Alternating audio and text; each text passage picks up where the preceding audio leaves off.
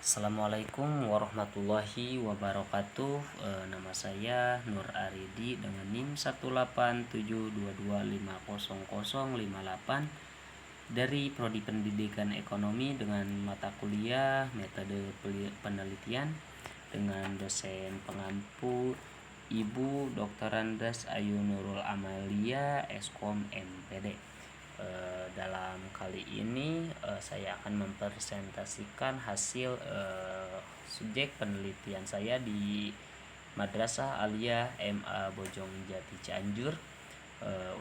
Demikian video ini saya buat guna untuk memenuhi tugas UAS semester 5 Universitas Pancasakti Bekasi tahun 2024-2025. Nah, di sini saya akan sedikit membacakan latar belakang masalah. Permasalahan yang dikaji pada penelitian ini adalah rendahnya hasil belajar siswa yang menjadi indikator penting untuk mengukur sejauh mana pemahaman dan kemampuan siswa dalam memahami materi ekonomi yang diajarkan oleh guru. Karena hasil belajar dapat memperhatikan efektivitas pendekatan pembelajaran tertentu sehingga sekolah dapat menerapkan praktek terbaik yang telah terbukti berhasil menurut Slapin pada tahun 2014. Lalu di sini identifikasi masalah. Berdasarkan latar belakang masalah yang dipaparkan di atas, maka saya sebagai penulis mengidentifikasi masalah yang timbul dalam kegiatan pembelajaran di Madrasah Aliyah Swasta Bojongjati. Nah, di sini berikut hasil identifikasi. Yang pertama, 1. Kurang optimalnya prestasi belajar siswa di Madrasah Aliyah Swasta Bojongjati. Yang kedua, kurangnya perhatian pada belajar siswa dari orang tua dan juga lingkungan sekitar. Terus yang ketiga, siswa kelas 10 mempunyai lingkup dan tingkat belajar yang berbeda.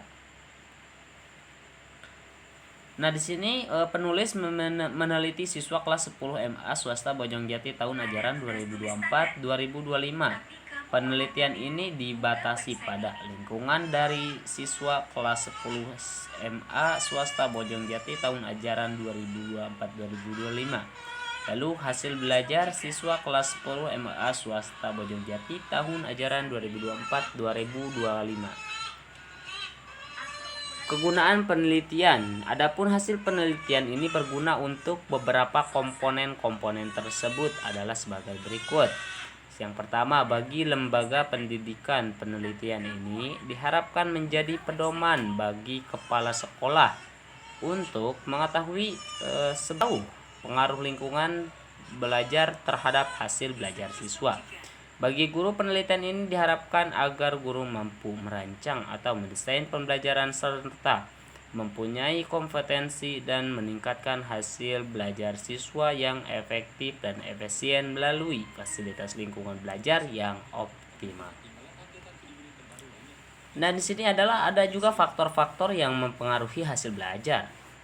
Di Jerman pada tahun 2011 ayat 21 menyatakan bahwa hasil atau tindakan seseorang dalam belajar disebabkan oleh faktor yang berasal dari diri individu dan faktor dari luar individu.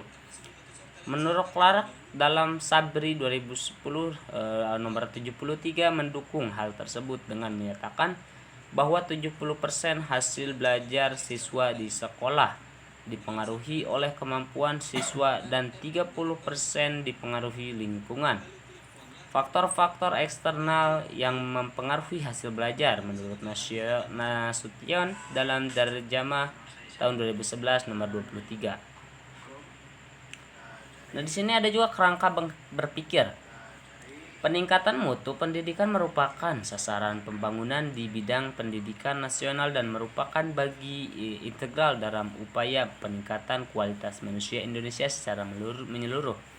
Dalam Undang-Undang Nomor 20 Tahun 2003 tentang Sistem Pendidikan Nasional, Pasal 3 dinyatakan bahwa pendidikan nasional berfungsi mengembangkan kemampuan dan membentuk watak serta peradaban bangsa yang bermartabat dalam rangka mencerdaskan kehidupan bangsa. yang bertujuan untuk membanggakan potensi peserta didik agar menjadi manusia yang beriman dan bertakwa kepada Tuhan Yang Maha Esa, berakhlak mulia, serta berilmu, cakap, kreatif, mandiri, dan menjadi warga negara demokratis serta bertanggung jawab. Nah, untuk metode penelitian yang digunakan pada peneliti ini adalah penelitian survei. Penelitian survei adalah penelitian yang mengambil sampel dari satu populasi dan menggunakan kuesioner sebagai alat pengumpulan data yang pokok. Pada umumnya, unit analisis dalam penelitian survei adalah individu, menurut FNDS dan Tukiran pada 2014 nomor 3. Selanjutnya ada juga menurut Sugiono 2011 menyatakan bahwa metode penelitian survei exploratory survey adalah suatu metode penelitian yang dilakukan pada populasi besar maupun kecil. Tetapi data yang dipelajari adalah data dari sampel yang diambil dari populasi tersebut sehingga ditemukan kejadian-kejadian relatif, distribusi, dan hubungan-hubungan antara variabel dalam penelitian ini. Penelitian akan meneliti pengaruh lingkungan sekolah terhadap hasil belajar ekonomi kelas 10 Madrasah Aliyah Swasta Bojongjati, Kabupaten Cianjur. Ada juga objek dan subjek penelitian. Peneliti ini menganalisis pengaruh lingkungan sekolah terhadap hasil belajar. Adapun yang menjadi objek penelitian ini adalah hasil belajar sebagai variabel dependent Y, lingkungan sekolah sebagai variabel independen X. Penelitian dilakukan di kelas 10 Madrasah Aliyah Swasta Bojongjati, Kabupaten Cianjur. Nah, di sini untuk populasi adalah wilayah generasi yang terdiri atas objek atau subjek yang mempunyai kuantitas dan berkarakteristikas tertentu yang ditetapkan oleh peneliti untuk pelajaran dan kemudian ditarik kesimpulannya. Menurut Sugiono 2015 nomor 61, populasi akan adalah berkenan data, bukan orang atau budaya. Nah, menurut Najir 1983 nomor 327.